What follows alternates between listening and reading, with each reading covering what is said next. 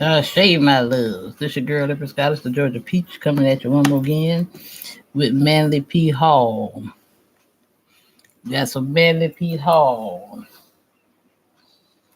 The Secrets of the Illuminati and the Return of the Masonic Initiation. This is fair use.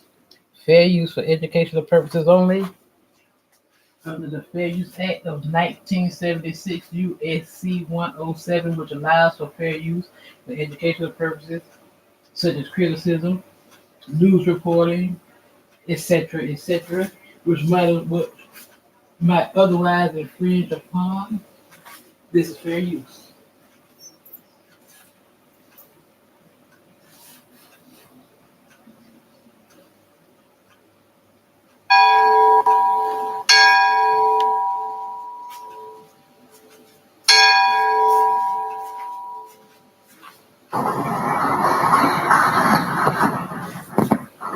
Well, this evening we have really quite a mystery story that involves itself in many elements and factors that do not lie strictly within the sphere of music. But in order to give the story somewhat basic orientation, I think we'll begin on the campus of the University of Ingolstadt, Bavaria, about the year 1770. Many things can start on college campuses, and in a time of great political and social unrest, perhaps young people starting out in life have the clearest and most immediate recognition of the kind of a world into which they're going to be forced by circumstances to live and make their ways. In any event, on this campus, there were a great many groups of young men who took world conditions seriously, who resented the limitations imposed upon their abilities by a traditional and reactionary curriculum, and like many of the young people of today, were convinced that there were better ways of thinking and better ways of doing things than were being taught to them. Already the atmosphere was tense with Reformation and Revolution, and the general discontent of masses extended even into the comparatively placid atmosphere of Bavaria. At this time, a young man was making quite a mark for himself in the Faculty of Law of the university. When only 27 years of age, he was made Dean of the Faculty of Law, itself a peculiar and remarkable indication of his own internal abilities. This man's name was Adam Weishaupt, and on May 1st, 1776, just 2 or 3 months before the signing of the Declaration of Independence in the United States, Adam Weishaupt founded the Order of the Illuminati on the campus of the University of Ingolstadt. Now, the original form of this society has been said to involve two distinct elements: a noble concept of purpose and a total absence of plan. This would be appropriate under the condition, a movement led by a very young man, fired by still younger men, his own students, whose predicament touched him very deeply. The Order of the Illuminati began with 5 persons. It began in the rooms of the Dean of Law. Fortunately, it did not remain there very long, for early in its development, Weishaupt came in contact with two very important men, Dr. Bode and Baron von Knegel. These two powerful intellectuals, leaders in their own worlds, fired with the concept behind this movement through their personal weight and their personal influence, and with a result that was to be quite outstanding and unprecedented. The study of the Illuminist order in its brief history, where it only survived a very few years, tells us that while numerically its membership was never large, the quality of that membership was reminiscent of the Almanac de Gotha.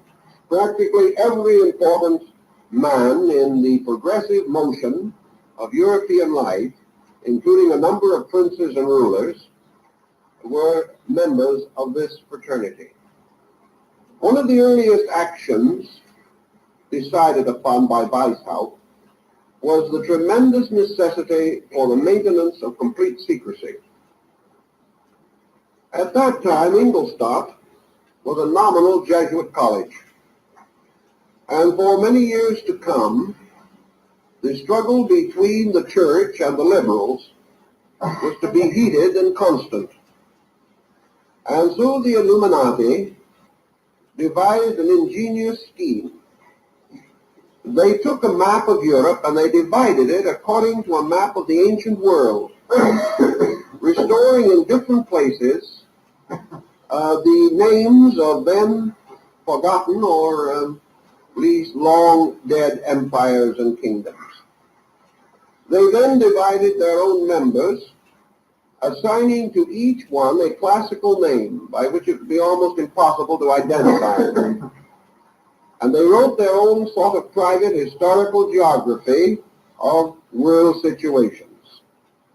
For our present purpose, it is important to note that in their new geography, the Illuminati assigned the name Egypt to Austria, and that from that time on, in all of their official documents, references to Egypt were references to Austria. The purposes behind the motion of the Illuminati were several. First and perhaps foremost, the advancement of the right of the human being to think. That intellectual progress should be rescued from a reactionary traditional form and allowed to develop and unfold according to humanist concepts and instincts. Another important phase of their activity was the statement of their slogan or the motto of their society, namely, liberty, equality, and fraternity. And these exact words later became the cry of the French Revolution. There is much to indicate that the French Revolution was influenced by the Illuminists, or the Illuminati, who moved behind the surface picture and whose names were associated with a number of prominent individuals and intellectuals moving in the great era of revolutions. Among the most distinguished of the Illuminists should be included Goethe, the Prince of Saxe-Weimar, the mysterious and elusive Saint Germain, the equally mysterious, though not quite so elusive, Cagliostro, and later Claude Saint Martin, and numerous other leaders in the great struggle for the rights of man. It is believed that this movement affected deeply Rousseau and Voltaire, and later in the United States, both Jefferson and Thomas Paine were accused of being members of this organization. So in a quiet but persuasive manner, the Illuminati spread beneath the surface of European thought. And it its principal rituals, ceremonies, and rites were based upon the mysteries of the Greeks and Egyptians. For Weishaupt himself was a classicist, and among his desires was to restore the great philosophical systems of initiation education which dominated the ancient world.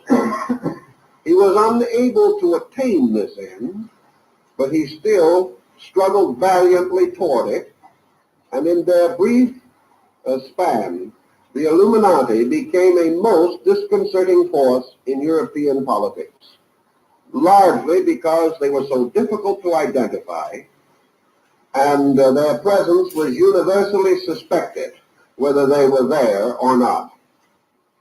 The power of this organization became almost similar to that of the Ku Klux Klan in the South after the Civil War. It was feared by many, honored by some, and regarded as little short of miraculous by others.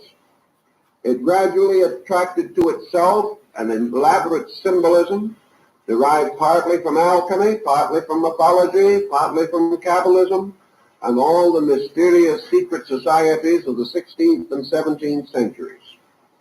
In the midst of all this excitement, Adam Weishaupt became a Freemason, and this was to have a bearing upon the later development. For the lodge that he joined was almost immediately absorbed into the Illuminist movement, and it was not until considerably later, when the great Masonic councils were held to clarify the degrees and rights of the order, that the Illuminists were forced to clarify their Masonic position. It was all quite an involved and difficult situation, but this is one of our roots, because we learned by careful investigation that the outstanding Illuminist in Austria was Baron Ignaz von Born, who was a metallurgist and highly honored in the court of Maria Theresa. This important man was a personal friend of Mozart, and it is believed that in the designing of the opera, The Magic Flute, von Born supplied much of the material, at least symbolically speaking, for the creation of the character of Sarastro, the great priest of the mysteries of Isis and Osiris. Mozart himself was recommended for Freemasonry by Baron von Gemmingen, a distinguished member of the order, and the lodge to which he belonged, by some circumstance, was also very closely associated with von Born. And when this great chemist perfected his method for metallic amalgamation and certain formulas for the hardening and purifying of metals, Mozart wrote a piece of music to be played in the lodge, which at that time held a festival in honor of von Born. So we find that Mozart, Goethe, the Prince of Saxe-Weimar, Knege, Bode, and later the man who was entrusted with the development of the story of the Magic Flute, Schekeneder, were all members of the Masonic order.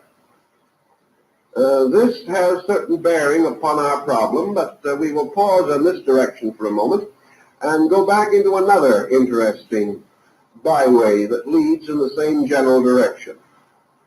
About 1731, there was issued a book called The Life of Cephos. Incidentally, we have a copy of the rare first English edition of this work in our library for anyone who wishes to consult it. It was published first in about 1731 and came into English about 1760 or 70 or thereabouts. The Life of Cephos was another book looking for an author, which sometimes happens in the world of literature. Many suspects were advanced, but no one was ever finally decided as the guilty for the perpetration of this volume. The story claimed to have been found as a manuscript in a European library and to be a true account of a man by the name of Sethos, who lived in the classical period and who was initiated into the rites of Isis and Osiris. The third book of Sethos deals, therefore, largely with the ritual of initiation, centering upon the passing of Orpheus and Eurydice through the rites and rituals of the underworld. Various authors have commented upon the book of Sethos. It has generally been accepted as a fabrication. Who fabricated it and why, no one knows. But whoever did had a considerable familiarity with the writings of the classical authors, and his production belongs with two others, one called The Initiation of Plato, and the other, the Krata, or the Rituals of Initiation into the Greek and Egyptian Mysteries, all of which came out at about the same time and contributed to the establishment of the Egyptian rite of Freemasonry by Alessandro Cagliostro. All of these different facets also indicated that in the 18th century there was a powerful rise of interest in Egyptian philosophy. This rise was prior to the discovery of the Rosetta Stone, and nearly all of the records available were those from Roman sources, as for instance the hieroglyphics of Heracleonemus.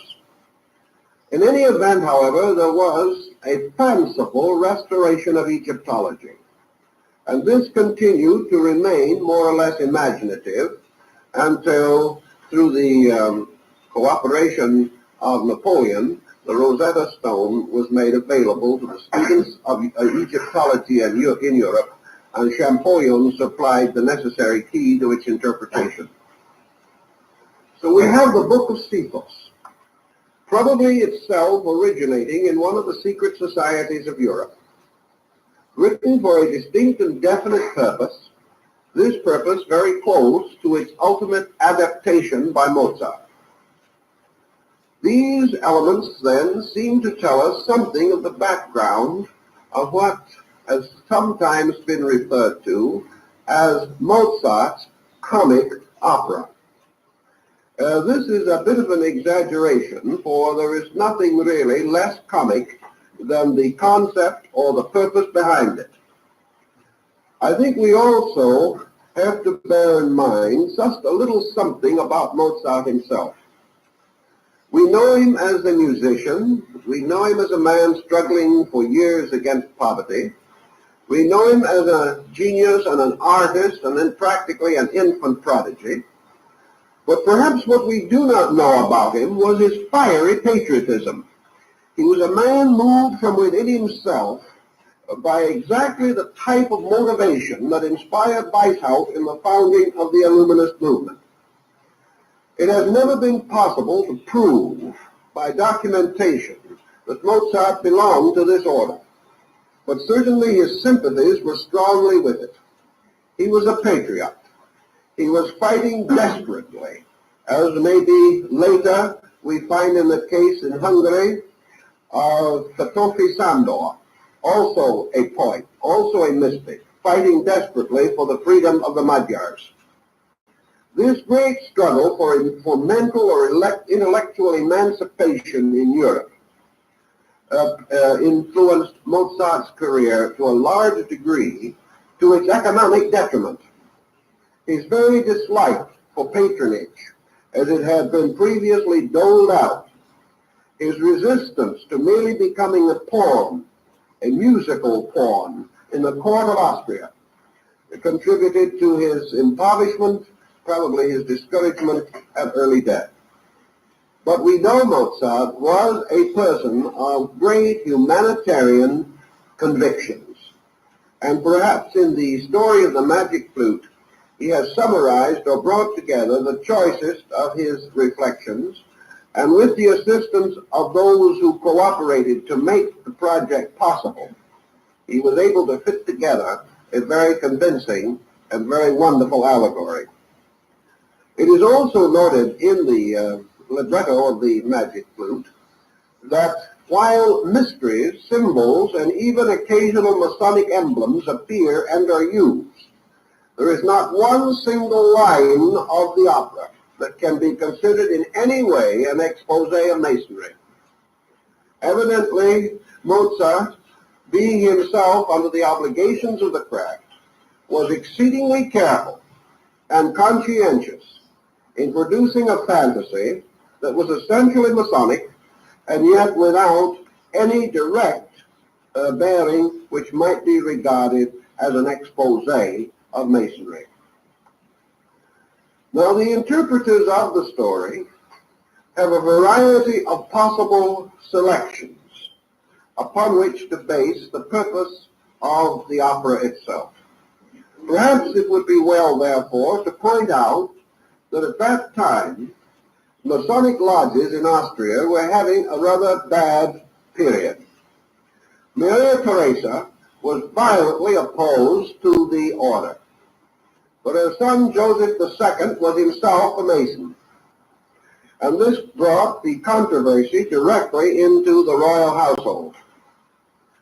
Maria Theresa is known on one occasion to have visited a Masonic lodge and attempted to break it up by introducing troops, soldiers, detectives, and other personnel from the state. At that particular time, her own son was in lodge with the brethren and had to depart hastily through a back window. All of this might indicate that situations were a bit tense at that time. In fact, after the comparatively liberal reign of Joseph, the Austrian Masonry may be said to have almost completely vanished, and for nearly a century there was no Masonic activities under the Black Eagle of the Habsburgs. So the situation of Masonry was precarious, and Masonry at that time was being tied very closely to the revolutionary spirit rising in Europe and associated very closely with the determination to improve educational opportunities for the people and to advance democracy and what Paine and Rousseau so aptly refer to as the rights of man. This situation is more or less involved in Mozart's personal life and considerably involved in the story of the magic flute. We know that this also was not Mozart's only Masonic contributions. He prepared short pieces of music based even upon the themes of Masonic ritual. These were played by the lodge, and the lodge to which he belonged paid his widow a small amount of money for the rights to his Masonic music after his death. This small amount of money, relatively nothing, constituted the major part of his estate. For even to this day, the grave of Mozart is unknown because he was buried in Potter's Field. The mourners were so few that even the spot remained unidentified, and his wife was traveling in a distant region at the time. So Mozart, as far as his own physical life is concerned, lived a very difficult and sorrow-laden existence. But there was a tremendous spirit within the man, which was revealed not only through his music, but through his humanitarian instincts and ideals. So now perhaps we have laid some foundation for a more careful examination of the story itself.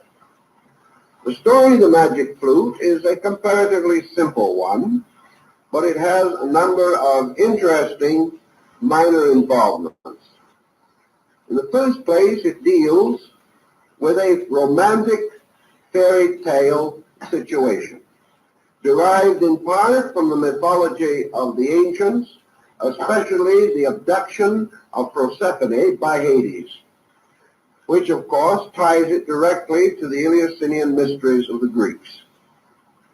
In this story, as it is presented in the opera, a handsome young man, the eternal hero of the world, Prince Tamino, wanders mysteriously and strangely into the domains of the Queen of the Night. Now, the Queen of the Night rules over a fanciful world. And in this world, which is much of the world of Grimm and Anderson, many strange and miraculous things can happen. And while Prince Tamino is wandering in this region, he is attacked by a great serpent. This great serpent pursues him, and as the young prince is unarmed... Hold tight. Let me see if I can get this slow mode off. I don't know how I managed to do that. I was trying to put it on subscribers mode.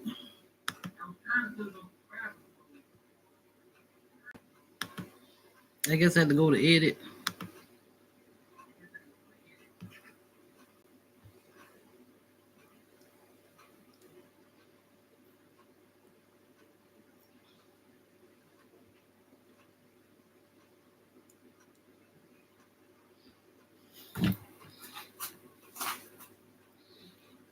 I don't even see it, how to take it off of there.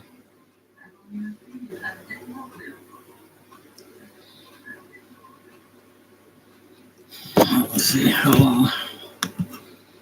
Okay, I got it.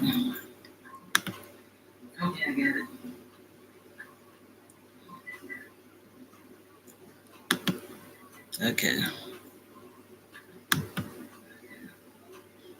Got it. You got it, babe.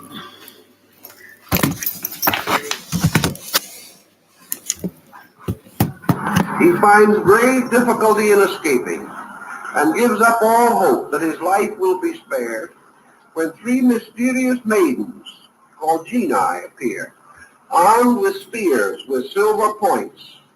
These slay the serpent, even while the prince himself lies unconscious from exhaustion on the ground. When he awakens from his exhaustion and from the abject fear into which the experience has precipitated him, the young prince looks up to find himself confronted by a most extraordinary creature. This creature gives the rough impression of being human, but actually the parts of his body are covered with bird feathers, and he jumps around and makes strange sounds and noises and seems quite the clown and quite the eccentric. He is Papagano, a mysterious being who is more or less of a fool and a buffoon. Papagano is always boastful, however, and under a little pressure admits that he is the one who slew the snake and saved the young prince. About this time, the three genii, or maidens with their silver-tipped spears, appear, tell the truth, and punish Papageno by placing upon his lips a padlock so that he may not speak from that time on, so that for some time he wanders about grunting and puffing against the padlock, but unable to make any particularly articulate sounds. The three maidens, or the three genii, then tell the young prince Tamino that they belong to the suite of the Queen of the Night, that she knows that he has wandered into her region, and that she desires to speak to him and know him because she has a very definite and particular errand which she would like to have him perform. In due course, the young prince discovers what this errand is. It seems that the daughter of the Queen of the Night has been strangely and mysteriously abducted by a mysterious person named Sarastro, who is Grand Master of the mysteries of Isis and Osiris. Now, of course, the Queen of the Night wishes her daughter, Tamina, to be restored to her. And so she supplies the young prince with certain things necessary to accomplish the rescuing of this fair maiden. Among other things, because he does not know the region, nor is he capable of coping with the enchantments of Sarastro, she gives him a magic flute with 7 openings on which strange and wonderful melodies can be played. And she also gives him a jewel-encrusted framed portrait of her daughter, so that he may recognize the princess when he sees her. As a somewhat less useful aide, or what you may term associate, the young prince also inherits Papageno, who promises to complicate almost any situation. Papageno, of course, also needs something to help him to take care of the difficulties of his assignment, so he is given an instrument called a branch of bells, which in actuality is a form of the old Egyptian sistrum, or rattle, that was used in connection with the ceremonies of the Temple of Isis. The group then start out on their journey, and with due and proper adventures, attempt the rescue of the fair princess, who is being held in bondage, presumably, by Sarastro. They come finally to his palace, which is presented in the opera as an Egyptian-like building or temple, and here priests and other dignitaries bearing Masonic symbols and chanting ancient rituals form an appropriate background. Now, we are also introduced at this time to another interesting and rather curious character, who is a sort of jail keeper or general overseer in the court of Sarastro. And this is Monostatos the Moor, a strange, dark man who would like to be a villain but is not very successful at it. As a villain, he is in love with the fair princess, but she not only spurns his advances, but Sarastro, ever watchful, makes certain that all his conspiracies come to nothing. So that the Moor plays the part of a very frustrated individual who is unable to succeed in almost any of his undertakings. Of course, the meeting of Pamina and Tamino results in the rise of romance, and Sarastro guards this situation also with great thoughtfulness. In the due time, the Queen of the Night, who is not at all pleased with the direction that events are taking, also enters into the palace of Sarastro forcibly, perhaps reminiscent of Maria Theresa trying to break up the Masonic meeting in Vienna, and gives her daughter a dagger, suggesting that it would be wise for her to slay Sarastro. At this time, however, the young prince becomes under an obligation of secrecy in connection with the rituals of the mysteries of Isis and Osiris. While under secrecy, he is misunderstood by Pamina, who, thinking that he no longer cares for her, attempts to kill herself.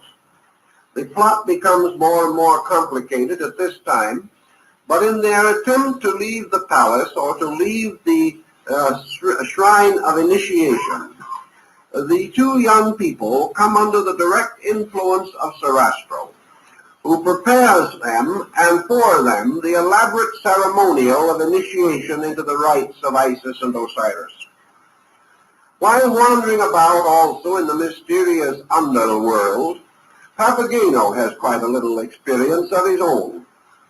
He has only one great desire in life, and that is to find himself a feathered mate of mentality and nature similar to his own.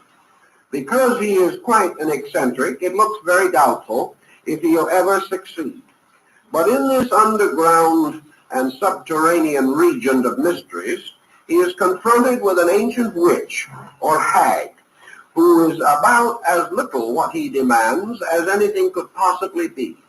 She is a horrible creature, but with considerable force of character, she points out that unless he will consent to marry her, he will never leave the underworld alive.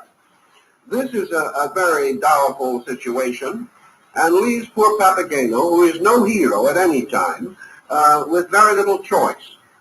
In due course, however, it proves that this strange witch-like person is really a good spirit in disguise, because suddenly the old hag is transformed into the feathered mate that Papageno has been seeking all the time, and they, of course, have a joyous union, and all goes well with them. In the meantime, the rituals of Isis and Osiris are arranged and the two young lovers pass through the strange ceremonies of the underworld. The stage for this is very beautifully set. And when the curtain rises, the tests of the elements are revealed. The stage is so divided that it has three doorways, one in the center and one on each side. The side doors are grated, covered with bars, and behind the one on one side is seen flames rising and smoke and combustion, whereas on the other side, behind the door, is seen streams of water, like a great waterfall flowing from an unknown source. Between these doors and the central entrance are high columns surmounted by figures in armor. It is a very impressive scene. Pamino and Tamina, the young lovers, are able to pass through the initiations because he plays constantly upon the flute, and because of the music of the flute, no ill can come to him. Having therefore passed successfully through the flames and through the tests of water, the young lovers pass through the central door. The scene changes, and they are in the great chapel temple of the mysteries. Here presided over by Sarastro in his flowing robes, bearing a scepter, surmounted by an effulgent and radiant sun globe, and surrounded by his priests, musicians, and retinue. The great master or hierophant blesses the young couple, unites them in spiritual union, and assures them that they have passed successfully through this great test which was prepared for them. Everything ends in a note of heroic victory and in a musical situation which suggests great elevation and spiritual accomplishment and consciousness.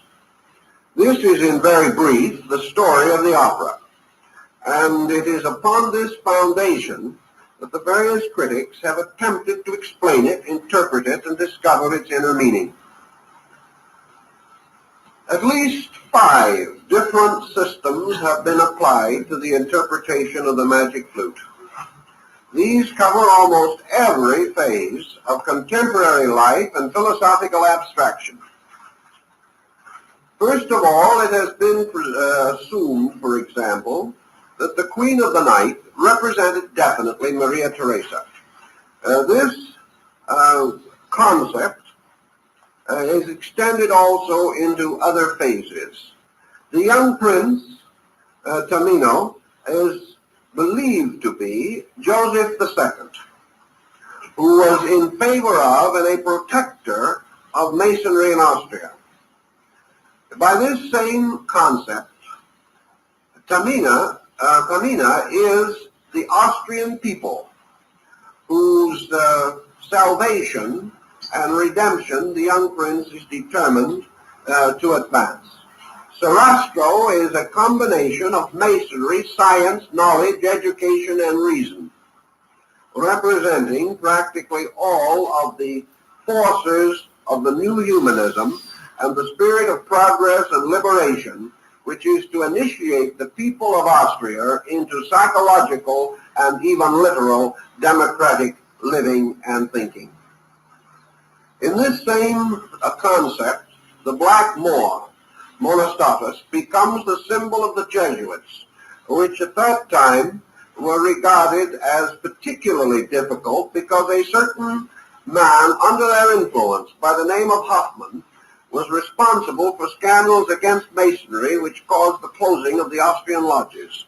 Therefore, he is believed to have been personified in this drama or in this concept.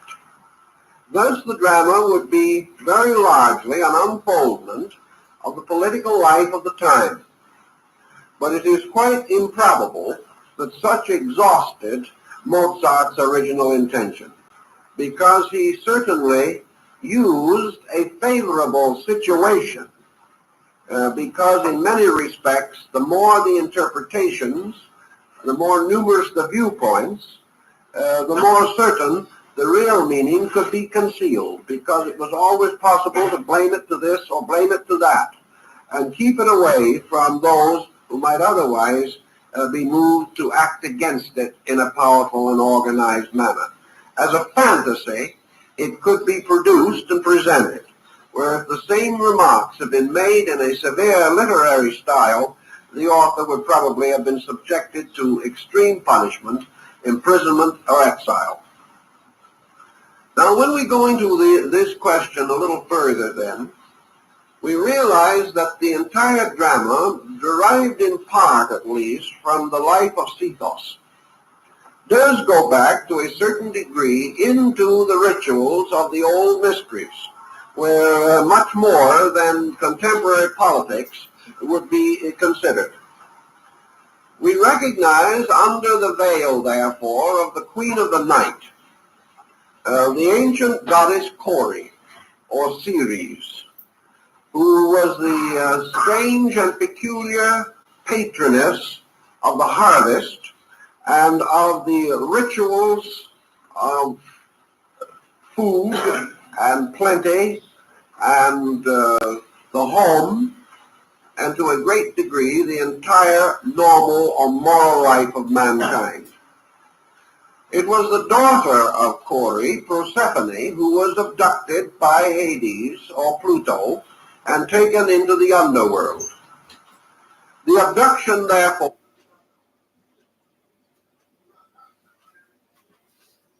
All right, I'm gonna do this in 3 parts because this is an hour and 45-minute seminar.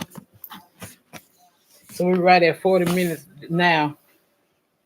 So I'm gonna split it up in 2 parts. So people, how would I like to say it? So people can keep people's attention where they won't have to have, such a long stream or whatever. So I'm supposed to read some cards at 6 o'clock, but I don't know. I want to try to keep my promise, but I really don't feel like I'm head hurting. I've been running around all day. And another thing, I feel like, why should I reward y'all when y'all don't even look out for me? Hold on a minute.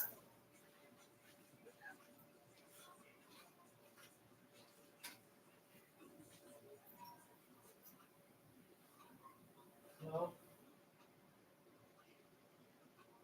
I got to call you back because I'm trying to end the live stream. I ain't gonna be able to come because he got to have surgery. That's why I had kind of tired. I'm not call you back in a few minutes.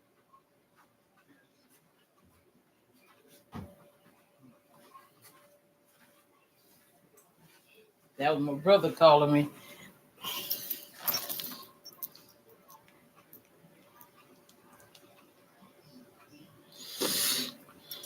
I know you do. I'm talking about everybody that want me to do. They want me to read cards and stuff. But hell, they drop in when they get ready. I know we everybody be everywhere, but look, y'all want me to do something specific for y'all. You know what I'm saying? Y'all need to try to do me right. I know you gonna all and one thing about you, you always comment every day on 2 or 3 times a day, and I love you for that. You always do that. I love you. I appreciate that. You want me to continue playing this, or you want me to? Because I really want to try to. Because like I said, it's an hour and right at an hour. It was right at a 2-hour lecture, and I was thinking about just breaking it down into 3 parts. This here being the first part, and then do like another 40 minutes tomorrow, part 2, and then and finish it up on the 3rd part. So that way the stream won't be so long.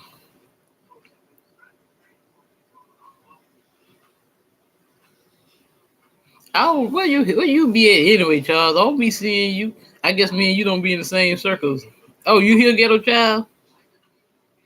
I was just for the end of the stream, but I guess since y'all coming in, I'll go ahead and continue. My brother had just called me. My brother just called because I was supposed to go to Running Robbins this weekend, but they ain't gonna be able to go because he got to have this motherfucker. He got to have surgery, so And he got to have surgery early Monday morning, so I won't have time to go up there and then try to get back here in time. Try to and then I got my two dogs here, and I can't depend on my grandson to see about them. It will be gone 2 or 3 days because come back here, the damn house will be tore up, be shit and piss all over the house because he ain't got time. He be too busy trying to chase ass. He ain't got time to see about the dog. They'll probably be starving and everything else.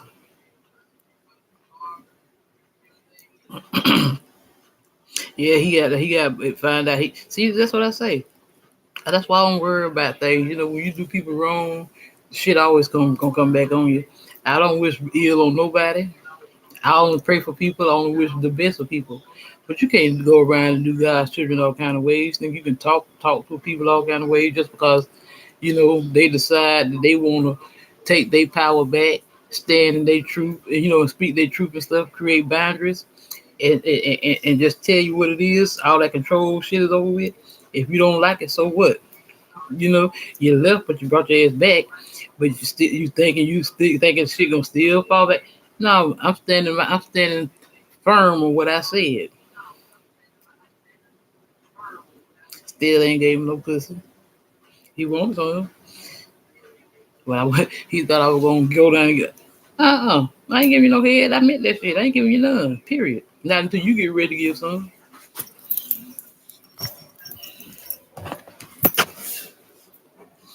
Let me see. Can y'all see it good from there? Cause I need to try to plug this up. I only want to go dead.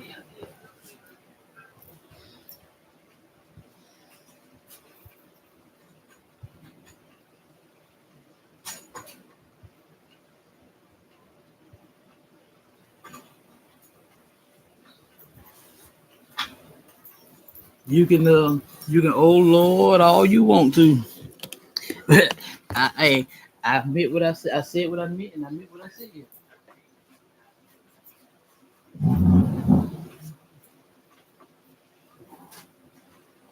What's good for the goose is good for the gander.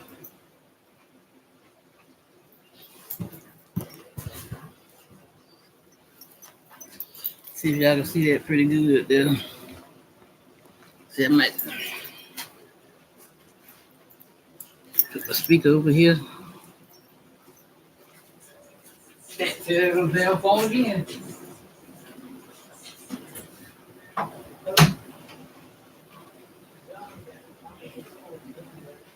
Could well parallel the abduction of Femina, who was taken away by Sarastro, a strange person living in a darkened sphere or palace with subterranean abodes and mysterious places beneath it. This deity, of course, is also closely associated with Osiris, who after his martyrdom became lord of the underworld, and the rituals of the Osirian rites were nearly always practiced in subterranean caves or crypts or rooms under the temples. So here we have two phases of the god of the underworld abducting the fair daughter of the goddess of the night. Under the same situation, Monostatus plays very close to the Egyptian concept of Typhon, the betrayer, the false one, who was also referred to as dark and who was believed to have been a form of the Prince of Evil. These characters being variously distinguished, it becomes evident then that the young prince always represents the person, the initiate, the hero, the one to whom these adventures must naturally occur, and through whose regeneration and whose enlightenment represents, of course, the liberation of man himself. So we can have a new group of elements involved in this, which can go even as far as I guess I got enough battery to hold out to this go on. search of a deeper and more mystical and metaphysical meaning. Then I'm letting y'all see everything in the room. In this same classification, Papageno comes in also. as a form of the old deity Pan, the god of nature. And of course, the system symbolizing the agitations of nature, as Plutarch says, could associate with him as well as with Isis, whose part also seemingly mingles with that of the Queen of the Night. So we have quite a complicated situation, which calls perhaps for an interpretation on a level of Greek metaphysical philosophy. This is perfectly reasonable, inasmuch as it was dominating the Illuminists of the time, particularly von Born, who was brought in consultation on the development of the opera, and quite possibly was very close to the soul of Mozart himself. When on one occasion Goethe was told that the magic flute was little better than a fantasy, he replied quietly, "It may seem so to the average..." Sorry about that, y'all. That nigga, okay, he about deaf. He's sitting right in the damn living room, but they couldn't even hear the damn doorbell. They had to rung it 3 times. Spectator, but not to those of us who are initiated. And he seemed to be very clear in his statement on this point. So now we have an interesting concept to build upon. The Egyptians divided the universe into 3 essential parts. One was a universe of spirit, or of eternal life, the abode of the gods. One was a sphere of matter, which, as in the case of the Platonic philosophy in Greece, was called the underworld. And between these two was the abode of heroes, or of those who had liberated themselves from darkness, or who had been born again through the rites of the mysteries. In Egypt, as in many other ancient countries, we find that Isis, as the mother of mysteries, as the great Diana, goddess of the Ephesians, the Multimania, the universal mother, that this deity always represents the mystery school itself. She is the widow whose sons become the liberators and the golden hawks of light, who are to save the world. Therefore, the initiate was always referred to as the son of the widow, because Isis, wearing the weeds of a widow and with ashes upon her head, wandered about the earth, mourning the loss of her lord, the god Osiris. The mysteries, then, were nocturnal and subterranean, and consisted principally of an account of the wandering of the human soul in the underworld during the state of mortality or ignorance. Plutarch, in his Cave of the Nymphs, gives us another example of this drama, and part of the setting would almost agree with the great initiation scene in the Magic Flute. According to Plutarch, the Cave of the Nymphs, who might well be the 3 genii who appeared to the young prince, has 2 openings, one of which is the entrance and the other is the exit. From this entrance, steps lead downward into a crypt, and opposing upon the opposite side, steps ascend to an exit. And the gate of entrance is called Cancer, and the gate of exit is called Capricorn. And the dome of the cave is covered with stars, but the bottom of it is rough and rocky, and it is filled with strange shadows, and wonderful and lamenting music is heard, and strange spirits move about, and those who enter into this underworld are attacked by shadows, by mysterious monsters, against whom they must contend for victory.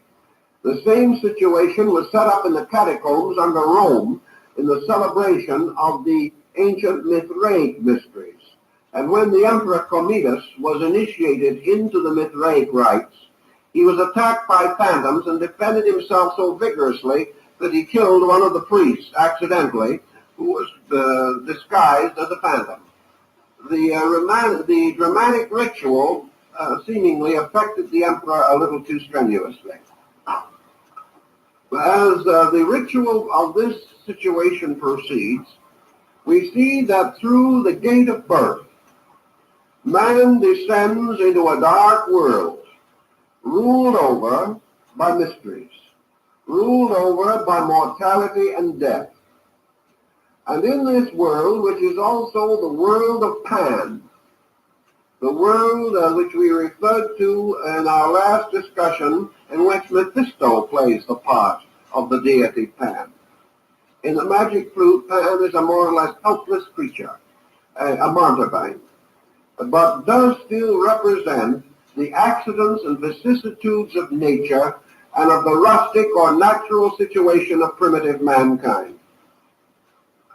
In the ritual of initiation, therefore, man born at the gate of Cancer is immediately presented with the cup of Lethe, which is a small constellation near to Cancer, which is called the constellation of the Krator, or cup. In this constellation and in the symbol thereof, man born into matter goes to sleep or loses all memory, for the cup of Lethe is the cup of forgetfulness. He thereby forgets his heavenly origin, forgets the world from which he came, and finds himself strangely immersed in the mysterious regions ruled over by the Queen of the Night. And the Queen of the Night is the moon, and later the Queen of the Night is Isis. But to man coming into the world at the beginning, this material world is not a place of initiation or a place of regeneration. It is a place of terrors and fears, ruled over by the tyranny of darkness and ignorance. Therefore, the Queen of the Night may be both Maria Theresa as a symbol of the absolute sovereignty and tyranny of matter, or Isis as the ever-prudent and ever-guiding mother, the nurse, the Hathor, the cow-headed one of Egypt, who leads souls finally into the realization that the experiences of mortality are for the regeneration of man and not merely for his destruction. In any event, the wandering through the underworld carries man into the presence of the serpent and the danger of death. The serpent appears in the Sigurd saga, where young Siegfried or Sigurd must slay it.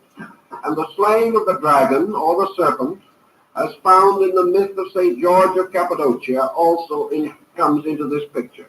The serpent is the ancient symbol of illusion, and the struggle between man, his mind, his being, his life, and illusion is a very important one. Even in the time of the rise of the French mysteries during the period of Cagliostro and Saint Germain, it was pointed out that man possesses within himself a mysterious agency, which is called the astral light. The astral light is the substance from which the magic garden of Klingsor was composed in the opera of Parsifal. And the 19th century French transcendentalist, Alphonse Lévy, refers to the astral light as a mysterious world of beauty and flowers, beautiful blossoms, radiant and inspiring, and around the stem of each flower twisted a poisonous serpent. It's quite a dramatic, symbolic picture.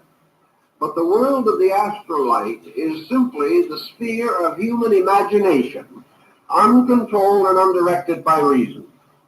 It is man subject constantly to the delusions of his own emotions and thinking. So man, seeking to control, master, or even survive in the darkness of the underworld, must slay the serpent of imagination, or in this case, the serpent of fantasy. This is actually excellent Buddhism, because it is told to us in the teachings of the Diamond Sutra, for example, that because of the phenomenal existence engendered by the sensory function of man, the human being lives in a world that has no existence except that which he bestows upon it. The human being who could move serenely like the candidate for the mysteries, through this dark region and come safely to the gate of Capricorn, which leads through the mystery of death to the mystery of immortality. This human being, instead of living a dignified and noble existence in the underworld and its mysterious passageways, is actually tormented constantly by fantasy and hallucination. Fantasy in this case meaning all false or unreasonable ends or ideas which dominate him. The fantasy of ambition, the fantasy of pride, of selfishness, of greed, the fantasy of passion and appetite, the fantasy of success or failure, all of the innumerable forces which deprive man of his natural nobility may be inferred. We perhaps know a little better about this fantasy element than was generally known 100 or 200 years ago, because it is coming strongly to us in our studies of psychology. We know that the delusions, frustrations, neuroses, complexes, and psychoses which affect man are nothing but delusions arising within himself. His own false estimations of value, his own misunderstandings, his own natural instincts to be selfish, to create doubt and uncertainty, and his criticism, his jealousy, all of these things turning upon him like monsters, destroy his peace of mind and prevent him thereby from fulfilling the natural destiny for which he is intended. The three genii, like the three fates or the three norms, represent the dimensions of time. They also represent the intuitive powers by means of which man is able to be protected from these evils. In one system of interpretation, they are likened to the three graces, faith, hope, and charity, through the practice of which the dragon or demon is discomfited and the serpent is killed with the silver-tipped spears. Also in this lower world, man discovers another kind of creature, Papageno. This creature has never lived anywhere else and represents the natural and rustic nature of primitive man. Here the truth seeker discovers, for example, that the world around him is filled with people who do not particularly wish to know anything, not interested in seeking truth, but interested only in finding a mate like themselves and settling down and living out their lives. They have no ambitions of any importance, no aspirations. They do not know how to tell the truth, and in order to control them at all, a padlock must be placed upon their lips. They represent a primitive type of materiality, which also is to be found lurking in this subterranean world. And this materiality divides itself in the nature of man. For as Goethe says in his Faust, there are two souls within man. One to the heaven aspires, and the other in the earth aspires. And many people, many interpreters, have held that Papageno represents the lower octave of the hero himself, representing compromise, comfort, and all these things which would lure the individual away from great and noble purpose. Another interpretation, of course, is that Papageno simply represents the physical body, which never knows what anything is about, babbles constantly, and is constantly pressing forward for the fulfillment of... What's going on, Capricorn? How are you doing? Hope you're doing super well. This is the Autistic Mystic, and this is going to be a reading for October 2022. So in this reading, Capricorn, we're going to take a look at your overall general energy for October. We're going to take a look at some things you do not see coming, and we're also going to get some advice from your angels and spirit guides regarding October 2022. Before we begin this reading, though, Capricorn, I would like to take a moment to let you know, as always, that you are very welcome here in this space with me as we go through this reading, and I really do appreciate you in advance for taking the time to check this reading out. Now, if this general reading happens to resonate with you, Capricorn, definitely smash that like button, subscribe down below if you have not already for future updates. That would also be greatly appreciated over here, Capricorn. So without further ado, I am going to pull the energy and we'll see what it is that would like to come through for you for October 2022 Capricorn. As always, I would like to thank the angels, the interdimensional beings, and the spirit guides who are overseeing this act of divination for the sign of Capricorn.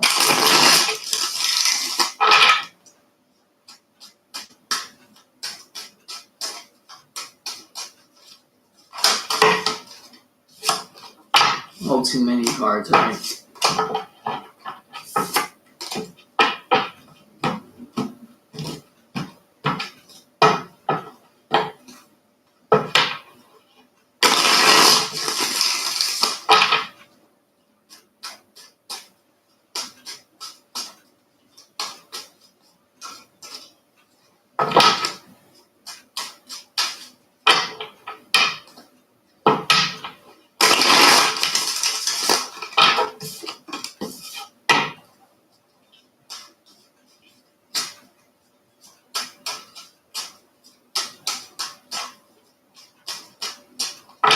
All right, Capricorn, let's lay out these cards and see what is coming your way for October 2022.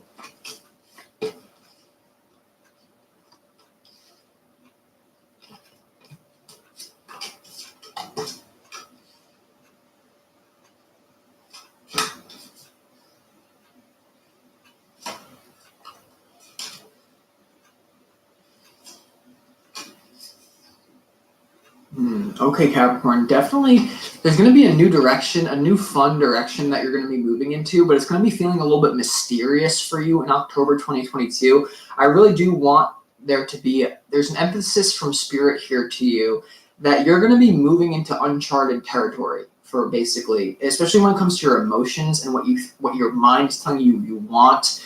There's like an element of mystery here in October 2022. And the most important thing I feel for you to understand here is that the universe is going to balance your life out without you having to all logically figure it out. Like there's like karma and the law of balance is like nature always strives for a state of equilibrium, Capricorn. So if you feel like there's been an imbalance in your life, like maybe you haven't been firing on all cylinders when it comes to love, like all you have to do is go with the flow and the universe will balance it out as long as you don't get in the way of that. So I will help you not get in the way of that as we move through this reading.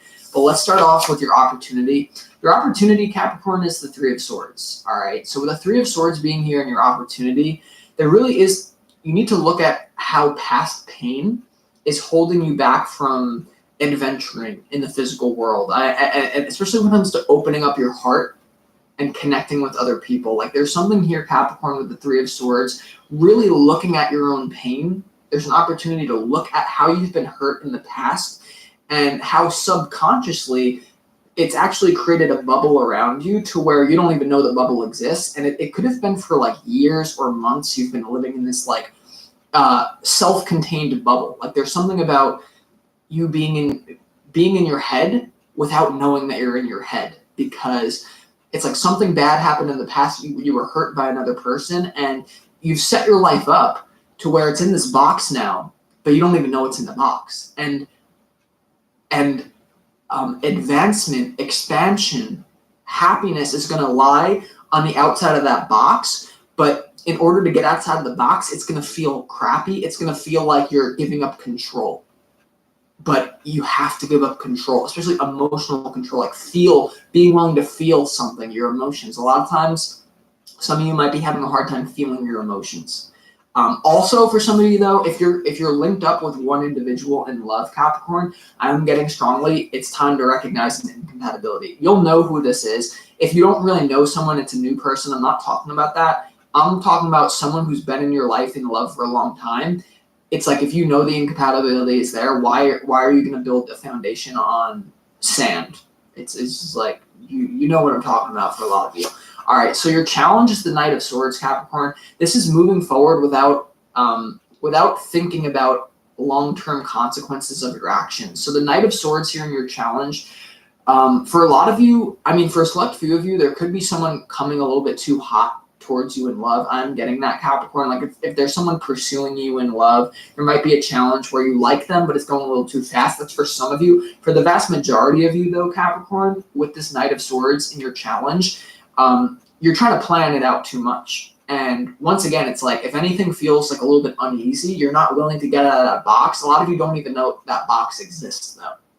And so you sometimes, with their challenge, is you're just going to have to take an action without knowing the long-term consequences and just trusting your intuition. All right, so we'll clarify that in a second. But here we go, Capricorn. In your overall general energy for October, you have the Justice card, you have the Hermit, and you also have this King of Swords in your overall general energy. So with this energy, I really feel like, you have to understand that nature, there's something about the laws of karma and human thought energy being into balance with you. You have the Justice card here. So you basically, the Hermit here is going within yourself, questioning what box that you've built around yourself. You also have the King of Swords here. And this is coming through more so like than anything, your own energy, Capricorn. It's time, like the universe wants to bring equilibrium and justice and a new flow into your life, but it's going to require you to really go within. So in October, I see you really going within and being like, how much of my life is me living in a box? And you may have to, swing this sword around. Overall general energy, King of Swords, challenge is the Knight of Swords. So a lot of you are going to have to like go into your own resistance, just go in swinging. Like, I don't know where these swords are going to cut, but we just need to get out of this box. All right. And so just be aware of that. It's a nuanced message for sure, but we have here in What You Don't See Coming, there's definitely like, this is what happens when you get out of the box, Capricorn. What you don't see coming, you have the Three of Cups, you have the Fool, you also have the Page of Cups here. So this is really opening your heart again. I'm getting that. It's opening your heart to love that. It's like, it feels like it's almost hard to categorize. Like the Page of Cups here is you moving into a fun energy. So with What You Don't See Coming, there's definitely a new direction that involves positive emotions. And I feel that's going to be happening when you open. So, but in order to do that, you're going to have to like risk getting hurt again. But I see a lot of you overcoming that challenge and actually doing it. And then it's all emotional advice here. It's all to do with love and emotions and opening up and being willing to like sit in the unknown here, Capricorn. The advice from your spirit guides for October 2022, you have the King of Cups, you have the Eight of Cups, and you also have the Seven of Cups in the advice from your spirit guides, Capricorn. So I feel it's like being open to love instead of being in the mind here. There's definitely something that you have to let go of security and going into the unknown, no matter where it leads you. It's better than the box is what I'm getting. It's better than the box. So we're going to have to, once again, it's going to be very important that we clarify that advice for you in a moment. But let's go ahead and see, Capricorn. What I'm interested in clarifying is why that Three of Swords is there in your opportunity. What's that about, Capricorn? Why is this Three of Swords here for you in your opportunity for October?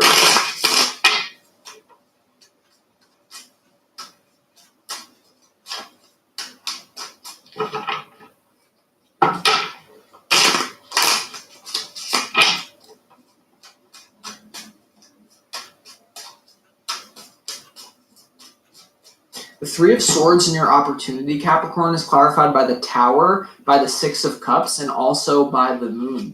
Yeah, you're being called to look at, like, you don't even know how much of a subconscious burden you have from being burned in the past. I'm talking for some of you, Capricorn, this is years ago that this happened. But what you're being called to look at is basically some sort of blow up that you had with a past person. For a lot of you, this could be much more recent. But this is like a very foundational reading for you. It's very meta. It's a meta reading. But the Tower to the Six of Cups, this could even go back to your parents. I mean, some of you, your parents could have got like divorced, or you don't even know who your parents are. Like, and it's deep. There's some deep wounding that you're gonna have to go into. But it's mainly looking at how it's running your subconscious mind and the fear that you have, or like even illusions. Like you have some sort of illusion in your mind about how bad it's gonna feel to open your heart again. All right. And so there's definitely an opportunity to look at that, Capricorn, how your past hurt is holding you back from moving forward, because the justice is here. It's almost like the frequency I'm getting is like, all you have to do is be open and willing, and justice will happen on its own accord, but you're going to have to swing through that box like I keep talking about, right? So let's go ahead and clarify why the Knight of Swords is here in your challenge.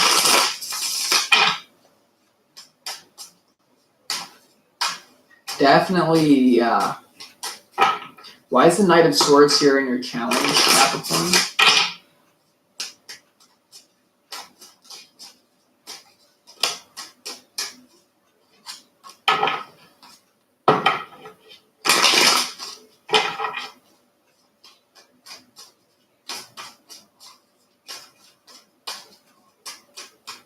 The Knight of Swords in your challenge is clarified by the Magician, the Nine of Wands, and also the Eight of Pentacles here. Yeah, so this is your challenge is to just work on something physical here, like being open to a new physical experience without letting the wounding. There's something about your wounding is coming up to the surface in October. And the Magician is also here, which is using your mind. You know, thought creates reality, using unseen forces, as above, so below. And as within, so without. And if you're having a realization about what's in here, it's not about I hate to say this for some of you, it's not about the external world as much as you think it is in October. I'm telling you, Capricorn. And if you can have an openness and a willing to confront how you're guarded, you're guarding your heart. It's like you don't heal your heart by staying guarded. You heal it by opening it, right? And there's something about that, Capricorn, just getting to work in the physical world. This could also have to do with your work for a lot of you. Just moving in a new direction in your work. Some of you will be doing that for sure. Let's go ahead, Capricorn, and move to your overall general energy. I want to clarify why the Justice card. What's the Justice card doing here in your overall general energy for October?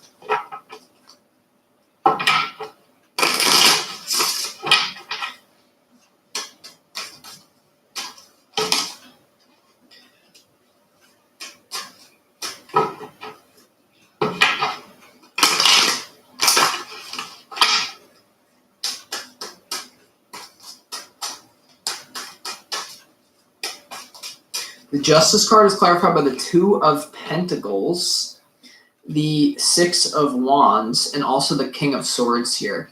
Yeah, so this is not you blaming yourself. It's not about going into like, oh my God, I've created this box and it's all my fault. No, but the King of Swords is here twice in your overall general energy. That tells me there's a rigidity here. There's a little bit of like, there's a wall up that you're not aware of. And you also have the Six of Wands. That's about public victory. So there's justice. There wants to be justice for you in the world of like being with someone here. But the Two of Pentacles here as well is it might just take some time for this to work itself out. I'm getting the Justice card is going to take some time for it to actually come into play. Because why? Because there's a delay factor in this physical reality. And when you start to work on these issues and you heal them, or you're aware of them, it's not that your reality is going to change in 24 hours. It might take like a week or two. That's why we're reading for October. And so just be aware of this, Capricorn. This is what I feel is going on. Now let's get to more of like the fun part in this reading, because what you don't see coming, a lot of you don't even know what you really want out of a lover. Have you ever considered that? That you don't like, a lot of you don't even know how far you're set back by whatever this like hurt in the past was. So you haven't been getting out there. You haven't been like experimenting. So you don't even know what you like. Let's go ahead and clarify why this Fool. So a lot of you have to take it as an action that you think is foolish because it exists outside of the box, right? Let's just call this reading the box. Again, a stick for the box. All right, why is the Fool card here? Some of you might have to get lazy. All right, why is the Fool card here? One more, and what you don't see coming. What is this new direction about for Capricorn? Why is the Fool here?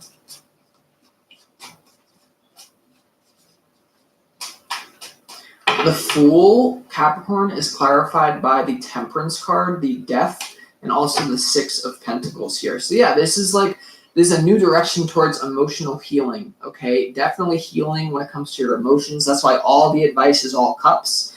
And it has to do with an ending. I mean, the Tower is here to the Three of Swords here. So this is a death to an imbalance in your life. And the imbalance is being closed down. It's existing in a box that you didn't even know existed. And so there's a death to just doing it on your own. And there's really a collaboration and even give and exchange with people here. And so just be willing to have this transformation. This is something, to be honest, it's going to happen on its own. And what I'm trying to avoid is having like a whack-a-tree moment at 70 miles an hour for you to realize this. And it's like, if you can just come to this awareness on your own, the universe doesn't have to create a wake-up call moment where your whole life gets flipped upside down for you to realize this. So a lot of you, it's like the reason why it's very important in this reading is because if you can come to this reading on your own, that you're in a box, you'll just start to take actions that are different than what feels comfortable when it comes to relating and opening up your heart and connecting emotionally with other people. And because it's like something has set you back so far, you have no idea. And so it's like rediscovering who you are again. So it's like, picture you're an alien that just it's like, instead of listening to your mind, like, I don't like that type of person, I like this type of person. Are you sure? There's something about like experiencing life as if you're experiencing it for the first time. Like, enlightened people experience everything as if they are like a newborn baby. So they could be in the same house for 70 years, but it's like, oh my God, everything becomes alive again.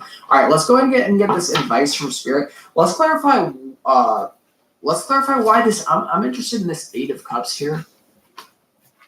So a lot of you, there's someone who wants to show you love, and it may be about not rejecting them.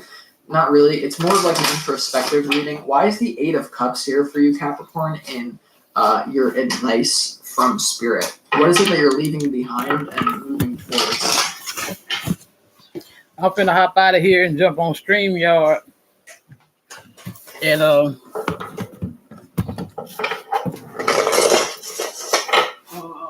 broadcast some Sun, Moon, and Stars intuitive. And I'm listening to her in a while. I want y'all to listen to her because she's good. The Eight of Cups, Capricorn, is clarified by the Knight of Swords. That's your challenge, remember? The Wheel of Fortune, and also the King of Pentacles here. Yeah, there's some. I was saying I'm gonna hop off of here and go on StreamYard. Okay, I'm gonna go on StreamYard real quick, and I'm gonna go ahead and I'm gonna present Sun, Moon, and Stars intuitive to y'all. I hadn't listened to her in a while. She does collective readings. She's good too. Trust me, she's real good. So I'm gonna hop out of here and I'm gonna go on StreamYard. I'll be right back.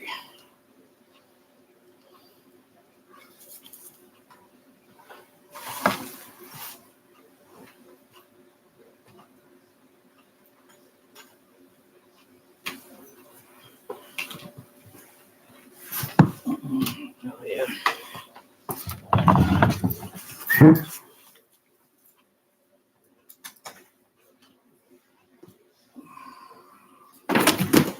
See, let me show you mine here. See, I paid extra when I got mine done. I had paid extra so they could break down my whole chart for me. See, that's my whole chart right here. Where they broke everything down, all the aspects and all. See, but you have to pay for them to do that. They break it all the way down for you.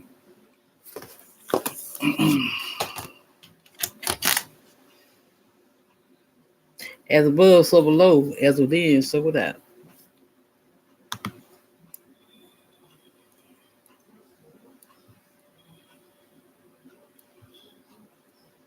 What did I do? I thought I had ended the stream. Oh, cancel.